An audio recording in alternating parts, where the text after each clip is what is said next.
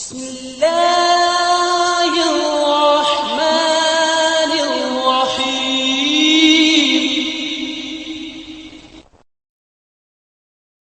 السلام عليكم ورحمة الله وعلى آله وصحبه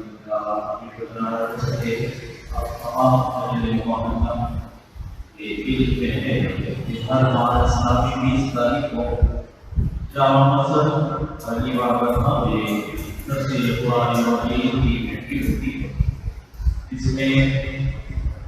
مسجد خواجہ کے امام خطیب حضرت علامہ مولانا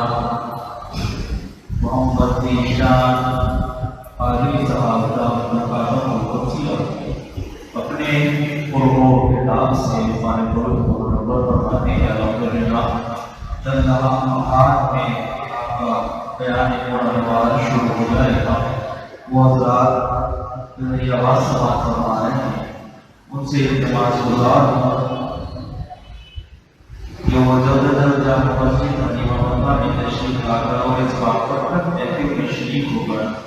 اپنے قلوب کو منور و مجلل فرمائیں. پڑھی صلی اللہ علیہ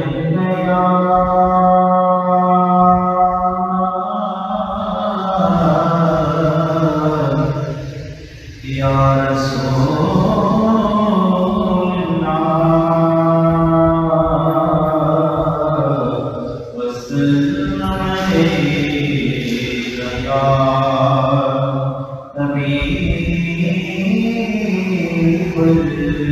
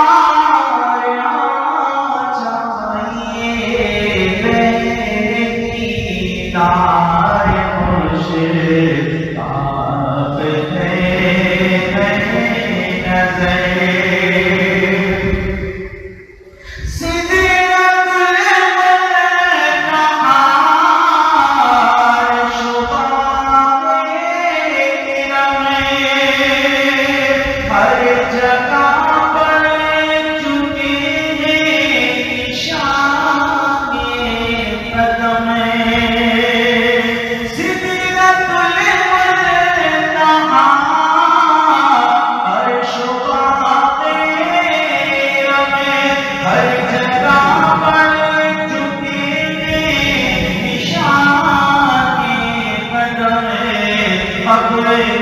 کے بار گناہوں کے گئے اب کے بار گناہوں کے گئے دونوں عالم کے سرکار جانیے سنا گیا ہر عاشق کے گھر تشریف لاتے ہیں میرے گھر میں بھی ہو جائے چلا آیا رسول اللہ اب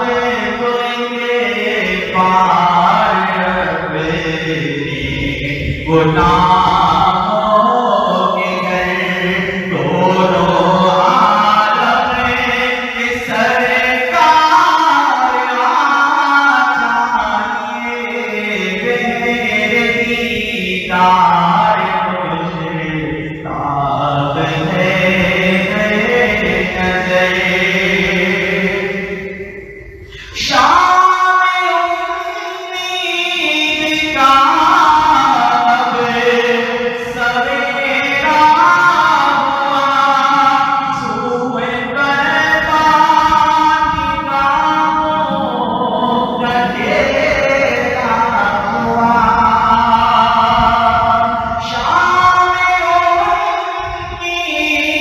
مشتاق ہے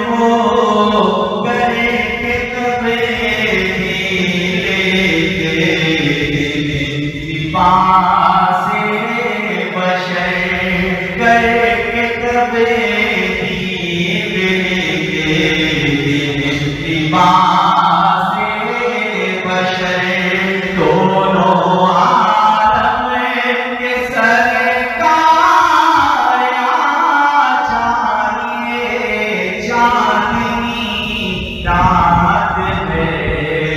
اور پیچھے نہ رہے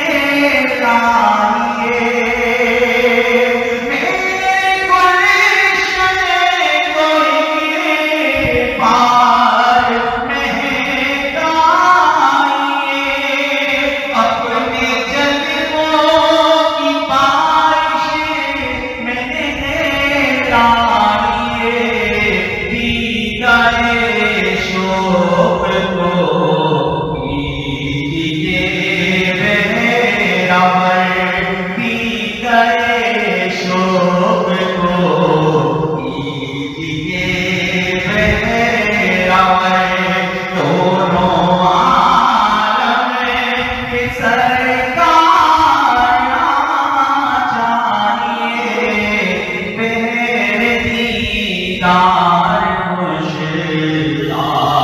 ہیں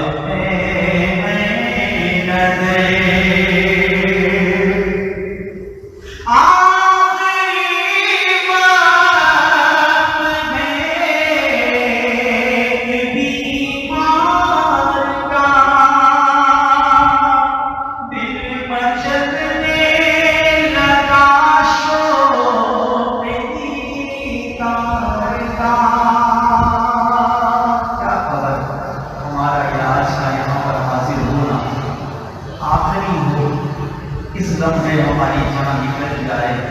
اسی بات کو شاید پیش کر رہا ہے آخری بات میں ایک بیمار کا دل مچلنے لگا شوق دیدار کا تجھے نہ جائے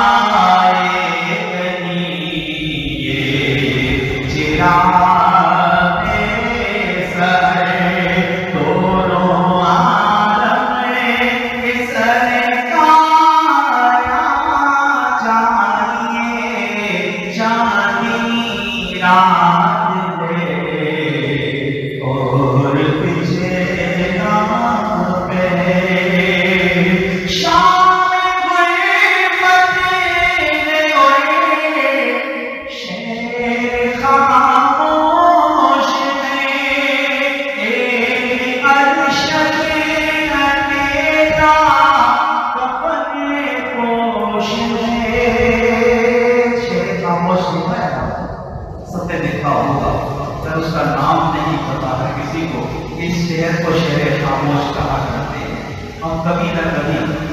بلکہ اکثر جایا کرتے ہیں اس شہر میں شہر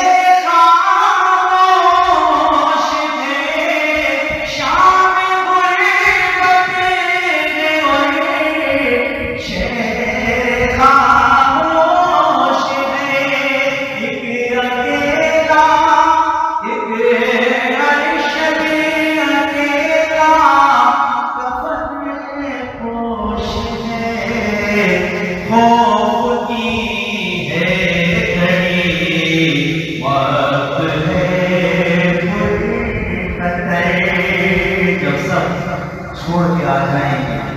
اپنے ہوں یار دوست ہوں بھائی بہن ماں باپ ہوں سب چھوڑ کر آئیں گے اس وقت آدمی اکیلا ہوگا اور کتنی پرقدر گھڑی ہوگی اللہ تعالیٰ ہم سب کو اس گھڑی میں کامیابی عطا فرمائے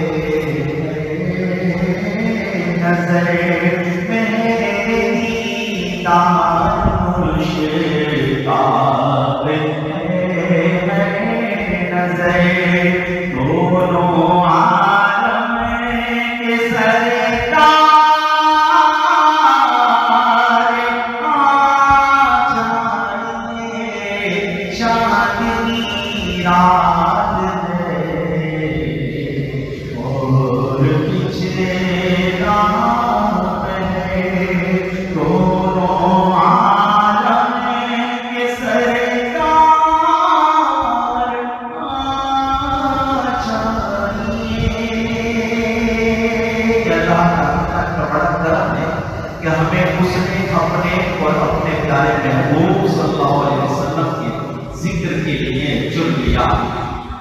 یہ افراد کی کمی کو نہ دیکھیں. جہاں اللہ کا ذکر ہوتا ہے وہاں فرشتوں کا نزول ہوا کرتا ہے۔ اگر وہ ہمیں نظر نہیں آتے مگر ہمارا یقین کامل ہے کہ اس مجلس کے اندر اللہ تعالیٰ کے فرشتے موجود ہیں۔ بہت سے ایسے لوگ ہوں گے جو اس وقت بازاروں میں بے وجہ گھوم رہے ہوں گے، ان کو سرکار دو علیہ وسلم کی نعت کی بھی آواز آ رہی ہوگی اور کچھ چند لمحات میں قرآن مجید قرآن حمید کا درس بھی ان کی کانوں میں ضرور جائے گا۔ مجھے امید ہے اگر کسی پر اللہ تعالیٰ نے کرم فرما دیا تو انشاءاللہ وہ بھی ہمارے درمیان چلوا روز ہوگا۔ آپ سے استقبال کیجیے۔ اس شعر کی روشنی میں آپ کو دعوت خطاب ہوگا کہ نعت محبوب دعوت سند ہو گئی، فرد اسمیاں میری مسترد ہو گئی، اور مجھ سا آسی بھی آغوش رحمت میں ہے، یہ تو بندہ نوازی کی حد ہو گئی، یہ تو بندہ نوازی کی حد ہو گئی۔ آپ اس استقبال کیجیے اپنے مشرق و مہربان مسجد اعظم کے امام خطیب جناب محترم مکرم ذیشان قادری صاحب کا نعرہ تکبیر، نعرہ تکبیر، نعرہ رسالت، نعرہ رسالت، نعرہ حیدری، نعرہ غوثیہ فرمانے وسلم۔ الحمدللہ نحمده ونستعينه ونستغفره ونؤمن به ونتوكل عليه ونعوذ بالله من شرور أنفسنا ومن سيئات أعمالنا من يهده الله فلا مضل له ومن يضلله فلا هادي له ونشهد أن لا إله إلا الله وحده لا شريك له ونشهد أن سيدنا مولانا محمدا عبده ورسوله أرسله بالحق بشيرا ونذيرا أما بعد فأعوذ بالله من الشيطان الرجيم بسم الله الرحمن الرحيم ما جعل الله من بحيرة ولا سائبة ولا وسيلة ولا حام ولكن الذين كفروا يفترون على الله الكذب وأكثرهم لا يعقلون قال الله تعالى في مقام آخر إن الله وملائكته يصلون على النبي يا أيها الذين آمنوا صلوا عليه وسلموا تسليما اللهم صل على سيدنا ومولانا محمد معالي الجود والكرم وعلى آله وأصحابه وبارك وسلم صلاة وسلاما عليك يا سيدي يا رسول الله صدق الله العلي العظيم وصدق رسوله النبي الكريم ونحن على ذلك لمن الشاهدين والشاكرين والحمد لله رب العالمين۔ حمد و صلاة کے بعد قرآن کریم فرقان حمید کی ایک آیت کریمہ پڑھنے کا شرف حاصل کیا۔ قبل اس کے تو گفتگو کی جائے، اللہ جل شانہ سے دعا ہے اپنے حبیب مکرم رؤوف رحیم علیہ الصلاۃ والتسلیم کے صدقے تحفے مجھے حق کہنے کی توفیق عطا فرمائے اور آپ تمام مسلمانوں کو اللہ تبارک و تعالی حق سن کر اس پر عمل کرنے کی اور قبول کرنے کی توفیق عطا فرمائے۔ گزشتہ جو درس قرآن ہوا تھا اس میں سورہ مائدہ کی آیت نمبر 102 اس پر ہمارا اختتام ہوا تھا۔ آج آیت نمبر 103 سے ہمارے درس قرآن کا آغاز ہوا۔ ارشاد باری تعالیٰ ہوا ما جعل اللہ من بحیرۃ ولا سائبۃ ولا وسیلۃ ولا حام۔ اللہ نے مقرر نہیں کیا ہے کان چرا ہوا یا کان کٹا ہوا، اور نہ بجار، اور نہ وسیلہ، اور نہ حامی۔ وَلَكِنَّ الَّذِينَ كَفَرُوا يَفْتَرُونَ عَلَى اللَّهِ الْكَذِبَ۔ ہاں کافر لوگ اللہ پر جھوٹا افطرا باندھتے ہیں، جھوٹ باندھتے ہیں۔ وَأَكْثَرُهُمْ لَا يَعْقِلُونَ، اور ان میں اکثر بے عقل ہیں۔ اس آیت کریمہ میں اللہ تبارک و تعالی نے جن چیزوں کا ذکر کیا وہ اہل عرب نے، مشرکین مکہ نے اپنی طرف سے کچھ جانوروں کے نام رکھ دیے تھے، اور ابھی تفصیل اس کی ہوگی۔ تو ان نام رکھنے کی وجہ سے اس کا ایک مقصد بھی تھا کہ اس وجہ سے ان کا یہ نام رکھا گیا ہے۔ تو اللہ تبارک و تعالی نے وہ جانور جن کو کفار مکہ نے خاص وجہ سے ان کا نام رکھا، ان کو عزت دیتے تھے، ان کا احترام کرتے تھے، ان پر سواری نہیں کرتے تھے۔ اگر وہ جانور کسی گھاس یا چارے پر منہ ڈال دیتے تو اس کو وہاں سے نہیں ہٹاتے تھے، اس کو منع نہیں کرتے تھے۔ تو وہ ایسے جانور تھے جن کا ذکر اللہ تبارک و تعالی نے اس آیت میں کیا کہ اللہ نے ارشاد فرمایا کہ ما جعل اللہ من بحیرہ، اللہ نے نہیں بنایا بحیرہ کو، نہ سائبہ کو، نہ وسیلہ کو، نہ حام کو۔ تو یہ جانور ہیں جس کی وجہ سے اللہ تبارک و تعالی نے اس چیز کو بیان کیا کہ کفار مکہ نے یا مشرکین عرب نے اس کو اپنی طرف سے بنایا ہے، اور لوگ یہ سمجھتے کہ شاید اللہ نے ان کو حکم دیا ہے۔ تو اللہ نے اس کا جواب ارشاد فرمایا کہ وَلَكِنَّ الَّذِينَ كَفَرُوا يَفْتَرُونَ عَلَى اللَّهِ الْكَذِبَ، کہ لیکن انہوں نے کفر کیا اور وہ اللہ پر جھوٹ باندھتے ہیں یا جھوٹ کی افطرا باندھتے ہیں۔ تو اب یہاں یہ جانور ہیں کہ زمانہ جاہلیت میں کفار کا ایک دستور تھا۔ پہلا جانور جس کا نام اس آیت میں آیا وہ ہے بحیرہ۔ یہ بحیرہ کیا کون سا جانور ہے؟ یہ اونٹنی ہے۔ تو زمانہ جاہلیت میں یہ دستور تھا کہ جو اونٹنی 5 مرتبہ بچے جن دیتی یا 5 بچے اس کے ہو جاتے اور آخری بار اس کے ہاں نر ہوتا، تو پھر اس اونٹنی کا کیا کرتے یہ لوگ؟ اس کے کان چیر دیتے، یعنی اس کے کان کاٹ دیتے تھے، نہ اس پر سواری کرتے، نہ اس کو ذبح کرتے، اور نہ پانی اور چارے پر سے اسے کیا ہے ہٹاتے تھے۔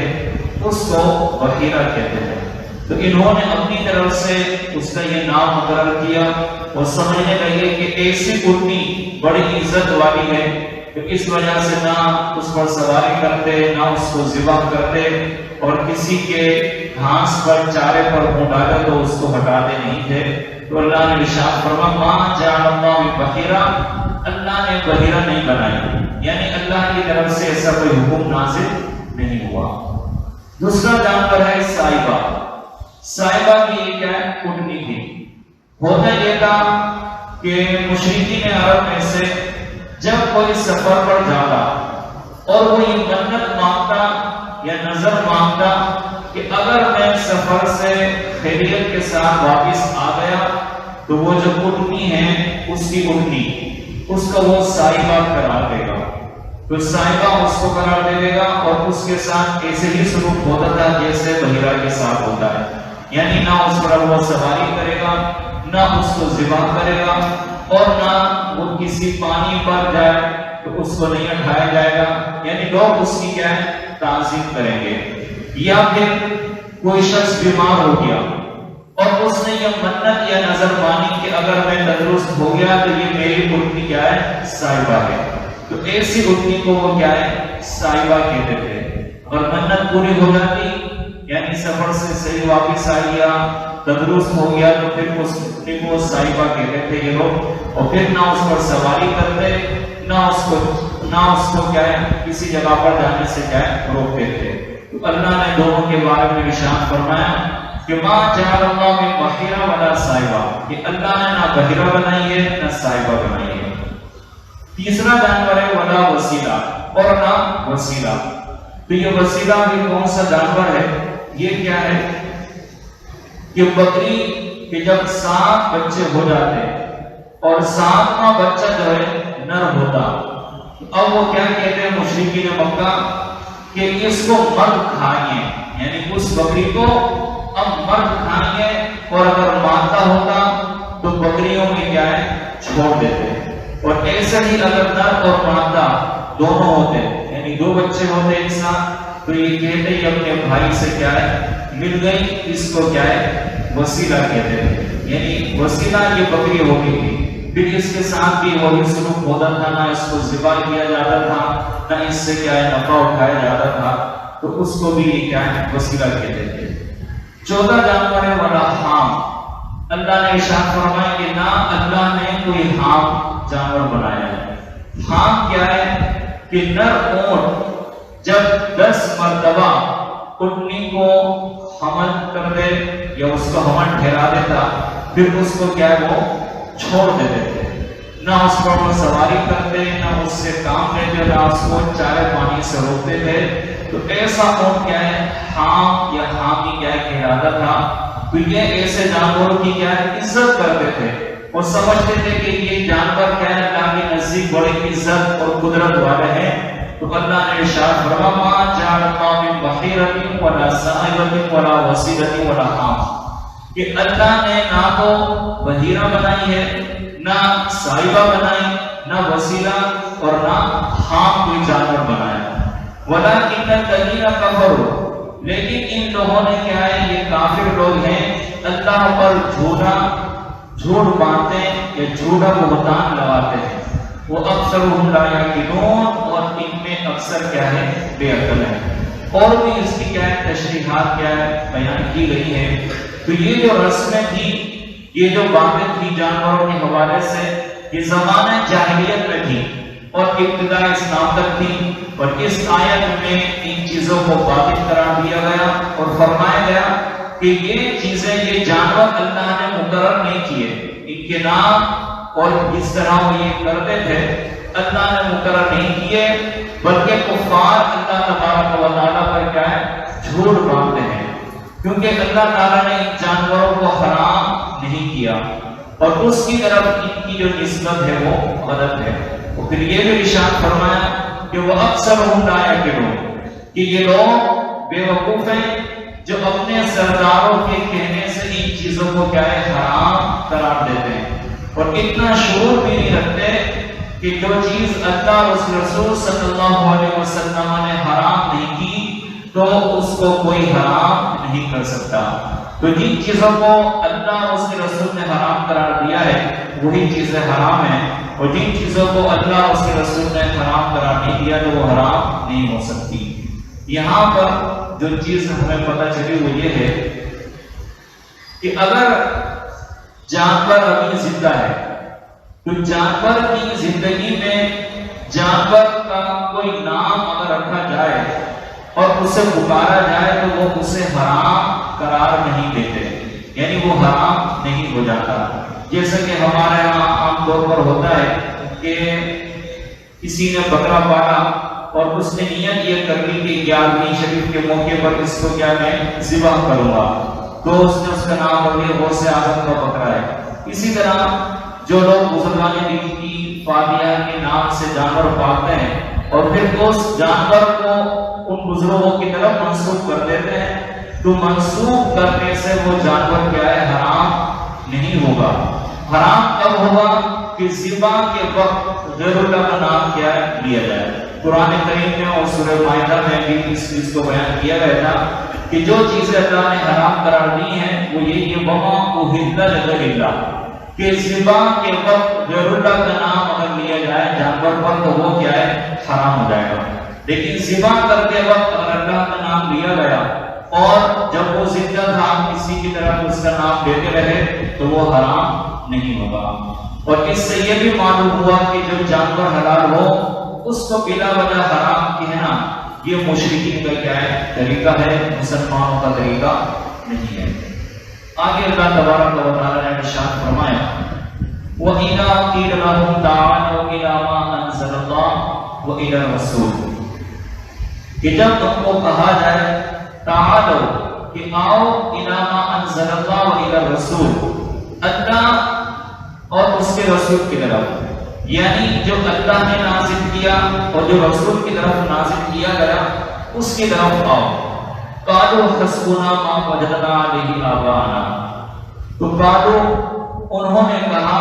ہمیں وہ بہت ہیں جس پر ہم نے اپنے باپ دادا کو پایا۔ اور حضرت علی رحمہ نے اس کا ترجمہ یہ کیا ہے قالوا حسبنا،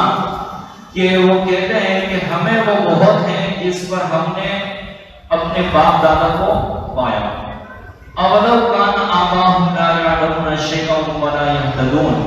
اگرچہ ان کے باپ دادا نہ کچھ جانے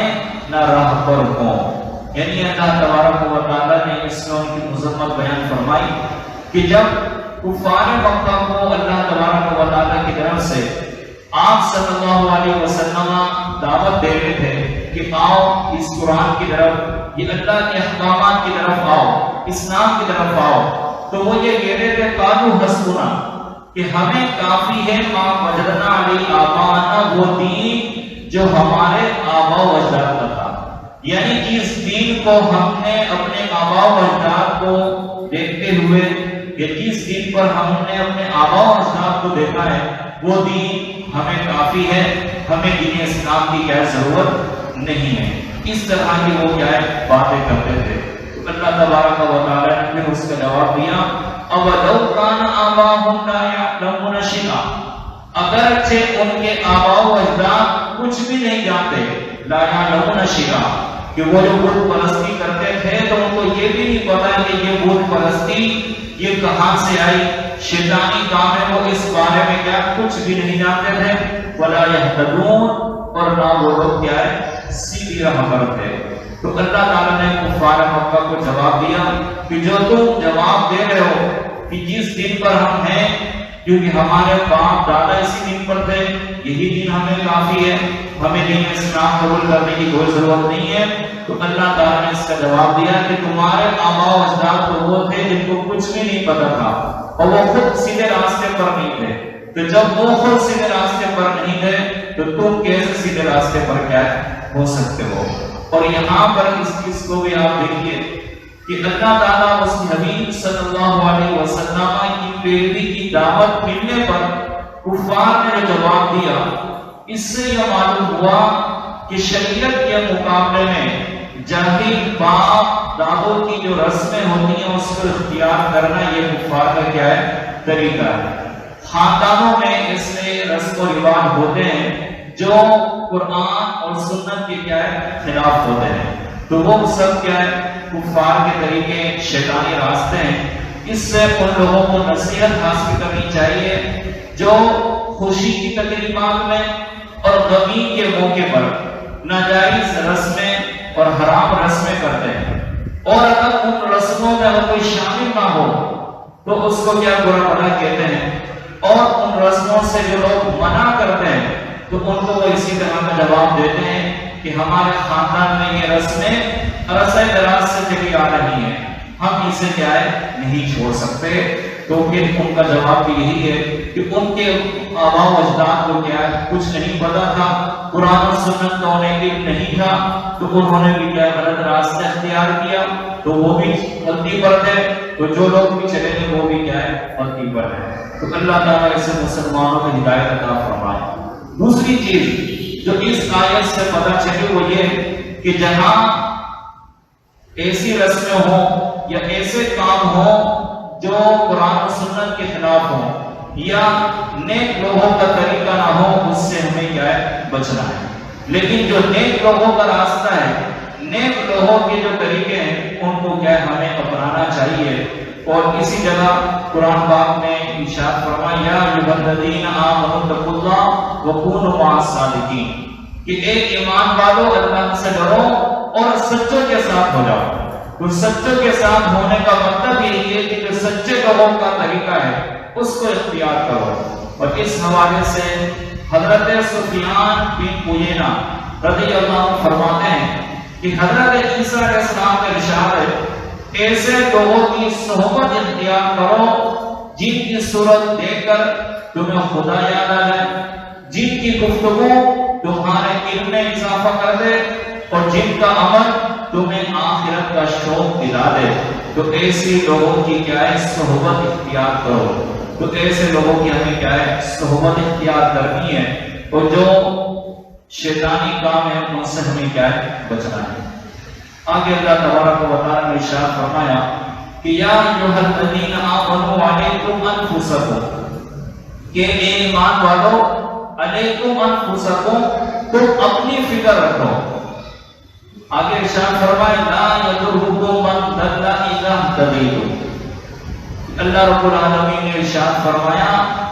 کہ تم اپنی فکر رکھو، تمہارا کچھ نہ بگاڑے گا جو گمراہ ہوا، اور جب تم سیدھے راستے پر ہو، یعنی جب تم سیدھے راستے پر ہوگے تو جو گمراہ ہوا ہے وہ تمہارا کچھ بھی کیا ہے بگاڑ نہیں سکتا۔ شرط یہی ہے کہ تم کیا ہے ہدایت پر ہو۔ آگے ارشاد فرمایا الی اللہ مرجعکم جمیعا، کہ سب کا رجوع اللہ ہی کی طرف ہے، کہ سب نے اللہ تبارک و تعالی ہی کی طرف کیا ہے لوٹنا ہے۔ فَيُنَبِّئُكُم بِمَا كُنتُمْ تَعْمَلُونَ، پھر وہ تمہیں بتا دے گا جو تم کیا ہے کرتے تھے۔ اس آیت میں جو اللہ تبارک و تعالی نے اس چیز کو بیان کیا کہ جو الفاظ ہیں علیکم انفسکم، کہ اے ایمان والو صرف اپنی فکر رکھو۔ تو اپنی فکر رکھنے سے مراد یہ ہے کہ جب آپ صلی اللہ علیہ وسلم کفار مکہ کو دین اسلام کی دعوت دیتے تھے، اور صحابہ کرام بھی جب کفار کو دعوت دیتے تھے، اور جب وہ دعوت قبول نہیں کرتے تھے تو ان کو کیا ہے اس پر افسوس ہوتا تھا کہ یہ اسلام سے کیا ہے دور ہے، کہ ہے تو ہمارے لیے اگر یہ اسلام قبول کر لیں گے تو اچھی بات ہے، لیکن اسلام سے دور ہونے کی وجہ سے ان کو کیا اس پر افسوس ہوتا تھا، کہ انہیں رنج ہوتا تھا کہ صرف بغض عداوت کی وجہ سے یہ کیا اسلام کی دولت سے کیا محروم ہے۔ تو اللہ تبارک و تعالیٰ نے ایسے مسلمانوں کو تسلی دی اور فرمایا اس میں تمہارا کچھ نقصان نہیں ہے، تمہارا کچھ ضرر نہیں ہے کہ تم امر بالمعروف نہی عن المنکر کا فرض ادا کر کے تم بری الذمہ ہو گئے تو تم نیکی کی جزا کیا پاؤ گے۔ یعنی جو تبلیغ ہے وہ یہی ہے کہ نیکی کا حکم دینا ہے، برائی سے روکنا ہے، تو یہ کام پورا ہو چکا ہے، تو اسی کی کیا ہے تمہیں کیا ہے جزا ملے گی۔ اور اس حوالے سے بھی بے شمار احادیث مبارکہ ہیں کہ امر بالمعروف نہی عن المنکر جو ہے یہ کیا ہے اس کا بہت زیادہ حکم دیا گیا، اور اللہ تبارک و تعالی نے ہمیں جو خیر امت قرار دیا ہے کہ اللہ رب العالمین نے ارشاد کیا کنتم خیر امہ، کہ تم بہترین امت ہو اخرجت للناس، جو لوگوں کے لیے ظاہر کی گئی، تأمرون بالمعروف وتنہون عن المنکر، کس وجہ سے کہ تم نیکی کا حکم دیتے ہو اور برائی سے کیا ہے روکتے ہو۔ تو ہمیں جو خیر امت بہترین امت جو قرار دیا اس کی وجہ کیا ہے نیکی کا حکم دینا اور برائی سے کیا روکنا۔ تو یہ ہماری کیا ہے صفت بیان کی گئی ہے، تو اگر ہم اس صفت پر پورا نہیں اتریں گے تو خیر امت کا جو رتب ہے وہ پھر کیا ہے ہم میں کیا ہے صحیح طور پر کیا ہے لگے گا نہیں۔ اگر ہمیں خیر امت بننا ہے تو اس کے لیے پھر کیا تأمرون بالمعروف، نیکی کا حکم بھی دینا ہے، وتنہون عن المنکر، اور برائی سے بھی کیا ہے روکنا ہے۔ اس حوالے سے بھی کچھ احادیث مبارکہ ہیں۔ حضرت ابوبکر صدیق رضی اللہ عنہ نے فرمایا کہ اے لوگوں جب تم یہ آیت پڑھو کہ یا ایھا الذین آمنوا علیکم انفسکم یہی آیت پڑھو تو آپ نے فرمایا کہ میں نے رسول اللہ صلی اللہ علیہ وسلم سے سنا ہے کہ جب لوگ ظالم کو ظلم کرتے دیکھیں اور اسے ظلم سے نہ روکیں تو قریب ہے کہ اللہ تعالیٰ ان سب کو عذاب میں کیا ہے مبتلا کر دے. یعنی اس آیت میں یہ ہے کہ علیکم انفسکم کی فکر کرو اور اس کے ساتھ ساتھ نیکی کا حکم دینا، برائی سے روکنا ہے. تو حضرت ابوبکر صدیق رضی اللہ عنہ یہ بیان کر رہے ہیں کہ جب ظالم ظلم کرے اور اس کو ظلم سے روکنے والا کوئی نہ ہو تو پھر اللہ تعالیٰ ان سب کو کیا عذاب میں مبتلا کر دے گا. اسی طرح ایک اور روایت ہے کہ ایک مرتبہ حضرت ابوبکر صدیق رضی اللہ عنہ نے فرمایا کہ اے لوگوں، تم اللہ کے اس فرمان علیکم انفسکم کو پڑھ کر دھوکے میں مبتلا نہ ہو جانا کہ تم میں سے کوئی کہنے لگے کہ بس اپنی جان کی کیا فکر کرو. یعنی اس کا ترجمہ یہی کہ علیکم انفسکم کہ تم اپنی فکر کرو. تو کوئی یہ کہے کہ میں تو بس اپنی جان کی فکر کروں گا تو پھر آپ نے ارشاد فرمایا کہ اللہ کی قسم میں ضرور نیکی کا حکم دوں گا یا تم ضرور نیکی کا حکم دو گے اور برائی سے منع کرو گے، اور اگر ایسا نہیں کرو گے تو تم پر تمہارے شرعی لوگ حکمران بن جائیں گے جو تمہیں بڑی سخت تکلیفیں پہنچائیں گے، اور پھر تمہارے نیک لوگ دعا کریں گے تو ان کی دعا قبول نہیں کی جائے گی. تو نیکی کا حکم دینا ہے، برائی سے روکنا ہے. اگر یہ کام نہیں ہوگا تو وہ اس میں واضح ارشاد فرمایا کہ اللہ تبارک و تعالیٰ ایسی قوم پر کیا ہے شرعی لوگوں کو کیا حکمراں بنا دے گا. وہ سخت تکلیفیں بھی پہنچائیں گے، نیک لوگ ان سے بد دعا کریں گے تو ان کی دعا بھی کیا قبول نہیں ہوگی. اسی طرح کی ایک اور حدیث ہے، حضرت ابو درداء رضی اللہ عنہ فرماتے ہیں کہ اے لوگوں، تمہیں لازمی طور پر نیکی کا حکم دینا ہے اور برائی سے روکنا ہوگا، ورنہ اللہ تبارک و تعالیٰ تم پر ظالم حکمران مسلط کر دے گا جو تمہارے بڑوں کی بزرگی کا خیال نہیں رکھے گا اور تمہارے چھوٹوں پر رحم نہیں کرے گا، اور تمہارے نیک لوگ اس کے خلاف دعا مانگیں گے لیکن ان کی دعا قبول نہیں ہوگی، اور تم مدد مانگو گے لیکن تمہاری مدد نہیں ہوگی، تمہیں مدد نہیں دی جائے گی. تو آپ اس پر غور فرمائیں کہ آج جو ہماری حالت ہے وہ یہی ہے کہ ہم نے کیا ہے برائی کو دیکھ رہے ہیں، برائی سے روکنے والا کوئی نہیں ہے. تو جو حدیث مبارکہ آپ کے سامنے پیش کی گئی تو یہ ہمارے معاشرے کا جو حال ہے اس کی وجہ یہی ہے کہ امر بالمعروف نہی عن المنکر جو ہماری شان تھی کہ جس کی وجہ سے ہمیں اللہ نے خیر امت بنایا ہے، ہم نے یہ کام کیا ہے چھوڑ دیا ہے. تو اس کا نقصان آپ دیکھ رہے ہیں کہ حدیث مبارکہ کے جو الفاظ ہیں، ہر لفظ ہر جملہ کیا پورا کیا ہے ہمارے معاشرے پر کیا ہے ثابت آ رہا ہے. اب اگر کوئی شخص یہ کہے کہ فلاں کی حکومت ہے، ایسا ہے، تو ایک حد تک تو اس کو مان لیا جائے گا، لیکن حقیقت یہ کہ حضور صلی اللہ علیہ وسلم نے جو فرمایا ہے وہی حق ہے، اور آپ نے جو فرمایا ہے یہ جھوٹ نہیں ہو سکتا، یہ ہو کر ہی رہے گا. تو اب جیسا ہم نے کیا ہے ویسا ہمارے ساتھ کیا ہو رہا ہے. اللہ تعالیٰ سے بس یہی دعا ہے کہ ہمارے حالات بہتر ہو جائیں. آگے جو آیت کریمہ ہے اس میں اللہ تبارک و تعالیٰ نے ایک طریقہ بیان کیا ہے کہ اگر کوئی شخص کسی دوسری جگہ پر ہو یا اپنے گھر والوں میں نہ ہو، سفر پر ہو اور اس کا کیا انتقال ہو جائے، یعنی اتنا شدید وہ بیمار ہو گیا کہ اب وہ اپنے ملک میں نہیں پہنچ سکتا، تو ایسی صورت میں اسے کیا کرنا چاہیے. تو اس کا طریقہ کیونکہ تفصیلی آیت ہے، پہلے میں ترجمہ اس کا پورا کروں گا اور پھر ایک شان نزول ہے جس کی وجہ سے یہ آیت کیا ہے نازل ہوئی. آیت کریمہ یہ ہے کہ اللہ رب العالمین نے ارشاد فرمایا کہ یا ایھا الذین آمنوا شہادۃ بینکم اذا حضر احدکم الموت، کہ اے ایمان والو جب تم میں سے کسی کو موت آنے لگے، چونکہ یہ عام حالت کی بات نہیں ہے، یہ میں نے آپ کو پہلے بتا دیا کہ آپ سفر پر ہیں، کیونکہ جو شان نزول ہے اس سے یہی پتہ چلتا ہے کہ یہ عام حالت کی بات نہیں ہے، بلکہ آپ سفر پر ہیں اور اب آپ کا کوئی قریبی رشتہ دار نہیں ہے، تو اس وقت آپ نے کیا کرنا چاہیے؟ تو قرآن نے جو طریقہ بیان کیا وصیت کرنے کا وہ یہ ہے کہ اے ایمان والو، جب تم میں سے کسی کو موت آنے لگے تو وصیت کرتے وقت تمہاری آپس کی گواہی دینے والے تم میں سے دو معتبر شخص ہوں۔ اذا حضر احدکم الموت حین الوصیۃ اثنان ذوی عدل منکم او آخران من غیرکم۔ یہ اس حصے کا ترجمہ ہے کہ جب تم میں سے کسی کو موت آنے لگے تو وصیت کرتے وقت تمہاری آپس کی گواہی دینے والے، یعنی اگر اس شخص کا انتقال ہو جائے تو اب کس کو بھی گواہ بنائے گا تو وہ کون ہونے چاہیے؟ دو معتبر شخص ہوں جس پر اس کو کیا ہے؟ اعتماد ہونا چاہیے کہ تم میں سے دو معتبر شخص ہوں۔ پھر آگے ارشاد فرمایا کہ یا اگر تم زمین میں کیا سفر کر رہے ہو کہ ان انتم ضربتم فی الارض فاصابتکم مصیبۃ الموت،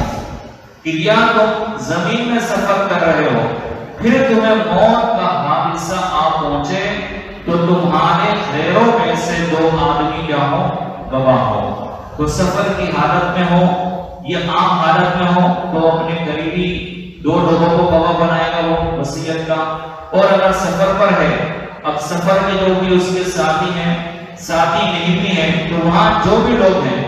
جن پر اعتماد اگر وہ کر سکتا ہے تو دو آدمیوں کو کیا وہ گواہ بنائے گا، ٹھیک ہے۔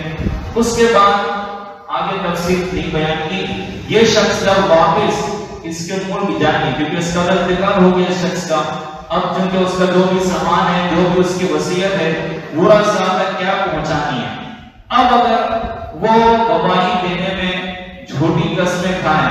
یا جھوٹی گواہی دیں یا صحیح بات نہ بتائیں تو پھر اس کا طریقہ کیا ہونا چاہیے؟ اس کو پھر آگے اللہ رب العالمین نے ارشاد فرمایا کہ تحبسونہما من بعد الصلاۃ، کہ وہ جو دو گواہ ہیں کہ جن پر اب شک ہو گیا ہے تو تم ان دونوں گواہوں کو روکو گے من بعد الصلاۃ، نماز کے بعد، اور اس نماز سے مراد ہے نماز عصر، کہ نماز عصر ایسی نماز ہے کہ جس میں عوام بھی ہوتی ہے اور ہر ایک شخص کیا موجود ہوتا ہے، اس لیے یہاں نماز سے مراد کیا ہے؟ نماز عصر، کہ نماز عصر کے بعد ان دو گواہوں کو کیا ہے؟ روکو گے۔ فَيُقْسِمَانِ بِاللَّهِ، تو وہ دونوں کیا ہے؟ قسمیں کھائیں گے، کیوں؟ اِنْ ارْتَبْتُمْ، اگر تمہیں کچھ کیا ہے؟ شک ہو، شک ہوگا تو پھر یہ طریقہ اختیار کیا جائے گا کہ نماز عصر کے بعد ان دونوں گواہوں کو کیا ہے؟ روکا جائے، اور پھر کیا کریں گے؟ وہ کیا ہے؟ قسمیں کھائیں گے اس چیز کی کہ لا نشتری بہ ثمنا ولو کان ذا قربا، کہ ہم قسم کے بدلے کوئی مال نہیں لیں گے اگرچہ وہ کیا قریبی رشتہ دار ہوں، اور ولا نکتم شہادت اللہ، اگر اور ہم اللہ کی گواہی بھی نہیں چھپائیں گے، انا اذا لمن الآثمین، اگر ہم ایسا کریں یعنی اس گواہی کو چھپائیں، اگر ایسا کریں تو اس وقت ہم ضرور گناہگاروں میں سے ہوں گے۔ تو یہ ایک طریقہ کیا ہے؟ بیان کیا گیا۔ کچھ اس میں وضاحت کرنے میں کچھ دقت ہو، پہلے شان نزول کا سماعت فرمانے کے اصل واقعہ کیا تھا، اور پھر آپ صلی اللہ علیہ وسلم نے ان کے ساتھ کیا تو پھر یہ آیت کا ترجمہ آپ کو واضح ہو جائے گا۔ اس آیت مبارکہ کا شان نزول یہ ہے کہ مہاجرین میں سے ایک مہاجر صحابی تھے جن کا نام تھا بدیل، وہ تجارت کے ارادے سے ملک شام کیا روانہ ہوئے، اور ان کے ساتھ جو ساتھی تھے وہ دونوں عیسائی تھے، وہ تو مہاجر تھے اور صحابی تھے، اور وہ تجارت کے ارادے سے جب نکلے تو دو عیسائی جو ان کے ساتھی تھے وہ ان کے ساتھ موجود تھے۔ جب ان عیسائیوں میں سے ایک کا نام تھا تمیم بن اوس داری تھا اور دوسرے کا نام عدی بن بدا تھا، اور وہ جیسے ہی شام پہنچے تو بدیل جو تھے مہاجر جو تھے وہ کیا ہو گئے؟ بیمار ہو گئے، اور انہوں نے اپنے تمام سامان کی ایک فہرست لکھ کر سامان میں ڈال دی۔ جب انہوں نے دیکھا کہ بہت بیماری ہو گئی ہے اور سامان زیادہ ہے، قیمتی سامان ہوگا، انہوں نے پرچے میں وہ تمام چیزیں جو ان کی موجود تھی ان کا نام لکھا اور ان سامان کے اندر ہی وہ پرچی آپ نے کیا ہے رکھ دی۔ اور جو ان کے ساتھی تھے ان کو نہیں بتایا کہ میں نے سامان کی فہرست بنائی ہے اور وہ پرچے میں نے کیا سامان میں کیا ہے ڈال دیے، ان کو نہیں بتایا، اور ان کے جو ساتھی تھے ان کو اس کی اطلاع نہیں دی۔ تفسیروں میں آتا ہے کہ جب مرض کی شدت ہوئی تو بدیل نے تمیم اور عدی کو وصیت کی کہ ان کا تمام سرمایہ مدینہ شریف پہنچ کر ان کے گھر والوں کے کیا حوالے کر دیا جائے۔ جب انہوں نے دیکھا کہ بیماری بڑھتی جا رہی ہے تو انہوں نے ان کے سامنے کہا کہ یہ سامان میرا مدینہ منورہ پہنچ کر میرے گھر والوں کے کیا حوالے کر دینا۔ پھر بدیل کی وفات ہو گئی۔ ان دونوں نے ان کی موت کے بعد ان کا سامان دیکھا، وہ پرچی ان کو نظر نہیں آئی، انہوں نے سامان دیکھا تو ان سامان میں ایک چاندی کا پیالہ تھا، تو اس چاندی کا جو پیالہ تھا اس میں سونے کا کام بھی ہوا تھا، 300 مسکال اس پر کیا چاندی تھی، باہر وہ ایک قیمتی پیالہ تھا۔ تو انہوں نے کیا کرا کہ وہ پیالہ ان کے سامان سے کیا نکال دیا۔ اچھا، وہ پیالے جو بدیل لے کے گئے تھے وہ کس وجہ سے لے کے گئے تھے؟ کیونکہ ملک شام گئے تھے، ان کا ارادہ یہ تھا کہ ملک شام کا جو بادشاہ ہے اس کو تحفے کے ارادے سے آپ نے یہ کیا پیالہ رکھا تھا، قیمتی پیالہ تھا کیونکہ بادشاہ کے پاس پیش کرنا تھا، بادشاہ کو تحفے میں دینا تھا، تو اس نیت سے وہ پیالہ لے کر کیا گئے تھے۔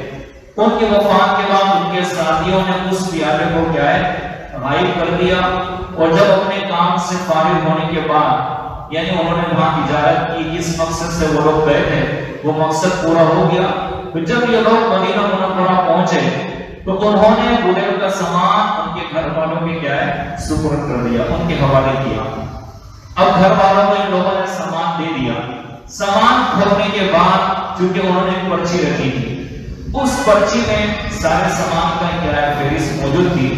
تو سامان کھولنے پر فہرست ان کے ہاتھ میں آ گئی جس میں تمام سامان کی تفصیل تھی۔ سامان کو اس فہرست کے مطابق کیا لیکن اس میں پیالہ نہیں تھا، کیونکہ ان لوگوں نے وہ پیالہ آگے کیا بیچ دیا تھا، تو وہ پیالہ نہیں ملا۔ اب وہ تمیم اور عدی کے پاس پہنچے، بدیل یعنی وہ جو مہاجر تھے جن کا انتقال ہوا تھا ان کے گھر والے ان دونوں کے پاس پہنچے اور ان سے پوچھا کیا بدیل نے کوئی سامان بیچا تھا، کیونکہ ایک پیالہ اس کے اندر کم ہے۔ تو اب انہوں نے اپنے طور پر سوال جواب کیے کہ کیا بدیل نے کوئی سامان بیچا بھی تھا؟ انہوں نے کہا نہیں، کوئی سامان نہیں بیچا۔ تو گھر والوں نے پوچھا کیا کوئی تجارتی معاملہ کیا تھا، کوئی بڑا سودا کیا تھا؟ انہوں نے کہا نہیں۔ تو پھر گھر والوں نے پوچھا کہ کیا بدیل بہت زیادہ بیمار رہے اور انہوں نے اپنی بیماری کے علاج کے لیے کچھ سامان کیا بیچا تھا، اپنے اوپر کچھ خرچہ کیا تھا انہوں نے کہا نہیں۔ تو اپنے طور پر انہوں نے تسلی کی سوال جواب کیے۔ جب ان کو پورا یقین ہو گیا کہ یہ پیالہ انہوں نے کیا غائب کیا، کیونکہ فہرست میں جب موجود ہے تو اس کا مطلب یہ ہے کہ یہ پیالہ ان لوگوں کے پاس ہے،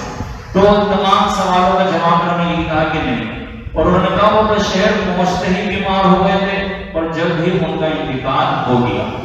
اس پر ان لوگوں نے کیا کہ ان کے سامان میں ایک فہرست ہے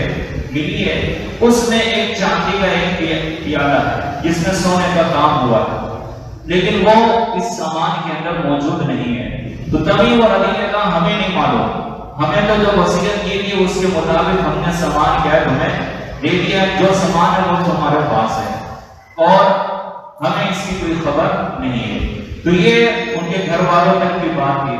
جب یہ بات آپ صلی اللہ علیہ وسلم تک پہنچی، یہ مقدمہ آپ صلی اللہ علیہ وسلم کی بارگاہ میں پیش ہوا،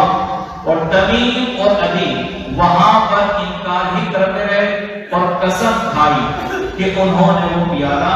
نہیں چرایا ہے۔ اس موقع پر یہ آیت کریمہ نازل ہوئی کہ گزرنے کے نماز عصر کے بعد ان دونوں کو روکا جائے اور وہ دونوں قسم کھائیں گے، تو وہ اس وقت کی بات ہے کہ جب آپ کو شک ہو گیا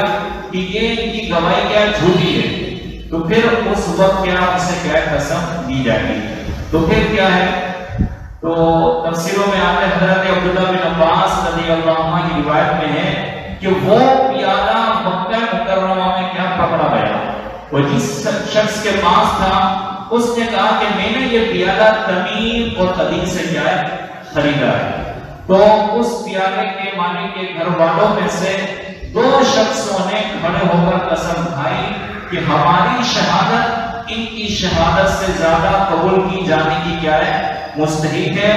اور یہ جو پیالہ ہے یہ ہمارے فوت ہونے والے شخص کا ہے۔ تو اس موقع پر کیا یہ آیت کریمہ کیا ہے نازل ہوئی۔ تو وہ جو کہا گیا تھا کہ نماز عصر کے بعد ان کو روکا جائے گا، تو وہ اسی وجہ سے تھا کہ اس وقت سب لوگ ہوتے ہیں اور ان پر شک ہو گیا ہے، لہٰذا یہ کیا قسمیں کھائیں گے۔ پھر جو دوسرا طریقہ ہے کہ ان کے گھر والوں نے قسمیں کھائیں بعد میں، اس کو پھر آگے اللہ تبارک و تعالیٰ نے ارشاد فرمایا کہ فَإِنْ عُثِرَ عَلَىٰ أَنَّهُمَا اسْتَحَقَّا إِثْمًا، کہ پھر اگر پتہ چلے کہ وہ کسی گناہ کے کیا ہے سزاوار ہوئے، یعنی لوگوں کو اس پر اطلاع مل جائے کہ وہ دونوں گواہ کیا ہے جھوٹے ہیں، کسی گناہ کے کیا مستحق ہوئے ہیں، تو پھر اب ہمیں کیا کرنا ہے؟ فَآخَرَانِ يَقُومَانِ مَقَامَهُمَا مِنَ الَّذِينَ اسْتَحَقَّ عَلَيْهِمُ الْأَوْلَيَانِ، تو پھر ان کی جگہ 2 اور کھڑے ہوں۔ 2 گواہ تو وہی تھے جو سفر پر تھے کہ جن کے سامنے اس نے وصیت کی، پھر ان کے علاوہ 2 اور گواہ کیا ہے کھڑے کیے جائیں، اور وہ اس بات کا اقرار کریں گے کہ ان میں سے اس گناہ یعنی جھوٹی گواہی نے ان کا حق لے کر ان کو کیا نقصان پہنچایا ہے، جو میت سے زیادہ قریب ہوں گے۔ تو جو میت سے زیادہ قریب رشتہ دار ہوں گے وہ یہ کہیں گے کہ ان کی گواہی نے کیا ہے ہمیں نقصان پہنچایا ہے، تو پھر وہ کیا کریں گے؟ فَيُقْسِمَانِ بِاللَّهِ لَشَهَادَتُنَا احق من شہادتہما وما اعتدینا، تو اللہ کی قسم کھائیں کہ ہماری گواہی زیادہ ٹھیک ہے ان 2 کی گواہی سے، وما اعتدینا، اور ہم حد سے نہیں بڑھے۔ تو اِنَّا لَمِنَ الظَّالِمِينَ، اگر ہم بھی حد سے بڑھے تو ہم بھی کیا ہے ظالموں سے ہوں گے۔ تو وہ جو بعد میں پتہ چل گیا کہ ان کی گواہی جھوٹی ہے، ان لوگوں نے وہ پیالہ چرایا ہے، تو پھر جو بدیل کے رشتہ دار تھے انہی میں سے 2 نے پھر قسم کھائی کہ ان کی گواہی سے ہمیں نقصان پہنچا ہے، یہ پیالہ کیا ہے ہمارا ہی ہے۔ تو اللہ تبارک و تعالیٰ نے اس کا پورا تفصیلی ذکر فرمایا۔ پھر اللہ تبارک و تعالیٰ نے اس چیز کو بیان کیا کہ ذَلِكَ أَدْنَىٰ أَن يَأْتُوا بِالشَّهَادَةِ عَلَىٰ وَجْهِهَا، کہ یہ اس کے زیادہ قریب ہے کہ وہ گواہ صحیح طریقے سے گواہی ادا کرے۔ اب اللہ رب العالمین ان کو تنبیہ کر رہا ہے، لوگوں کو حکم دے رہا ہے کہ کبھی ایسا ہو تو جن کو گواہ بنایا جائے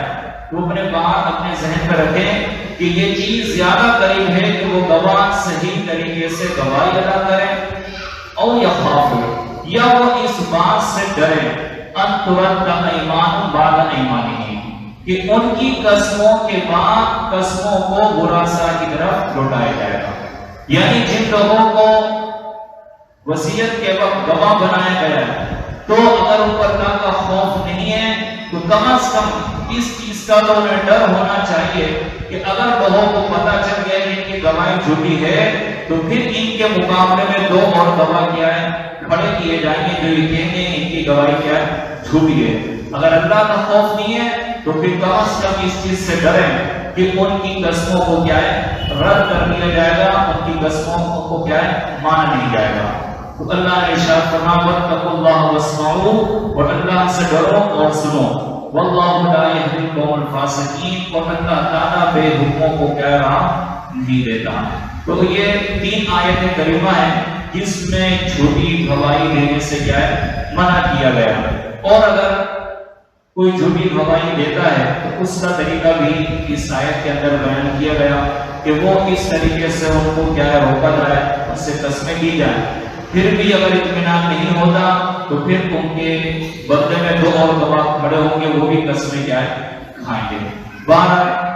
اور بھی احادیث مبارکہ اس حوالے سے موجود ہے کہ جھوٹی قسم کھانے والے پر اللہ کا عذاب ہے اور اس کی کیا بہت سخت وعید آئی ہے۔ حضرت عبداللہ بن مسعود رضی اللہ عنہ سے روایت ہے کہ آپ صلی اللہ علیہ وسلم نے ارشاد فرمایا کہ جس نے جھوٹی قسم پر حلف اٹھایا، حلف کا مطلب ہے قسم، کہ جھوٹی قسم پر پھر وہ قسم اٹھائے تاکہ اس کے ذریعے اپنے مسلمان بھائی کا مال ہڑپ کر لے یعنی کھا لے، تو وہ اللہ تعالیٰ سے اس حال میں ملے گا کہ اللہ تعالیٰ اس پر کیا سخت ناراض ہوگا۔ ایک حدیث تو یہ ہے۔ دوسری حدیث میں حضرت عبداللہ بن عمر رضی اللہ عنہ سے روایت ہے کہ آپ صلی اللہ علیہ وسلم نے ارشاد فرمایا کہ جھوٹے گواہ کے قدم ہٹنے بھی نہ پائیں گے، اللہ تعالیٰ اس کے لیے جہنم واجب کر دے گا۔ یعنی قیامت کے دن اتنا سخت عذاب ہے ایسے لوگوں کے لیے کہ ان لوگوں کے ابھی قدم ہی نہیں ہٹیں گے، اللہ ان پر کیا جہنم کو کیا واجب کر دے گا۔ ایک اور حدیث مبارکہ حضرت عبداللہ بن عباس رضی اللہ عنہ سے روایت ہے کہ آپ صلی اللہ علیہ وسلم نے ارشاد فرمایا کہ جس نے ایسی گواہی دی جس سے کسی مسلمان مرد کا مال ہلاک ہو جائے یا کسی کا خون بہایا جائے تو اس نے اپنے اوپر جہنم کو کیا ہے واجب کر دیا ہے۔ تو یہ جھوٹی قسم کھانا اور اس طریقے سے کسی کو نقصان پہنچانا مسلمان کو اس سے کیا ہے منع کیا گیا ہے، اور قیامت کے دن اس پر کس طریقے سے کیا عذاب ہوگا۔ تو یہ سورہ مائدہ کی وہ آیت کریمہ ہے جس میں ایک خاص طریقہ بیان کیا گیا، اور آپ اس چیز کو بھی دیکھیے کہ جب ہم یہ کہتے ہیں کہ ہمارا دین اسلام وہ مذہب ہے جو ہمیں کیا ہے زندگی کے تمام شعبوں میں کیا ہے ہمیں معلومات دیتا ہے، ہمیں یوں سمجھ لیں کہ آپ جہاں پر بھی ہوں آپ کے ساتھ اسلام موجود ہے۔ آپ اگر یہ سمجھیں کہ اسلام نے آپ کو تنہا چھوڑ دیا ہے تو یہ آپ کی کب فہمی ہے، کب علمی ہے۔ آپ اس سے اندازہ لگائیں کہ کس طریقے سے اللہ تبارک و تعالیٰ نے اس چیز کو بیان کیا کہ اگر کوئی شخص سفر پر ہے اس کے گھر والے نہیں ہیں تو دو گواہ مقرر ہو جائے، پھر اگر ان کی گواہی پر اگر شک ہو جائے اس کا بھی کیا ہے طریقہ کیا ہے بیان کیا گا، پھر پورا ایک واقعہ اس پر کیا موجود ہے۔ تو یہ دین اسلام کی کیا تعلیمات ہیں کہ اسلام ہمیں بھی کیا ہے کبھی بھی نہیں چھوڑنا، لیکن ہم نے دین اسلام کی تعلیمات کو کیا ہے چھوڑ رکھا ہے۔ اگر ہم دین اسلام کی تعلیمات پر ہم عمل کریں گے تو انشاءاللہ ہمیں کیا ہے اس کی برکتیں بھی کیا ہے نظر آئیں گی۔ اللہ تبارک و تعالیٰ سے دعا ہے جو سنا اس پر عمل کرنے کی توفیق عطا فرمائے، وما علینا الا البلاغ المبین۔